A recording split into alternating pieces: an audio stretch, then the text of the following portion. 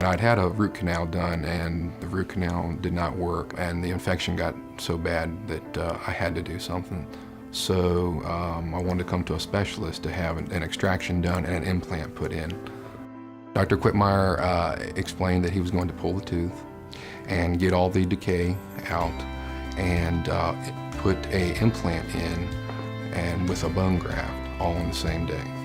The team was very professional, very easy to work with, made me feel a lot more comfortable. They had me heavily sedated.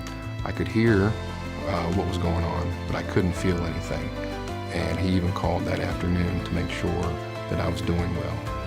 Eventually, I'd like to get a crown and have a fully functional tooth with the crown.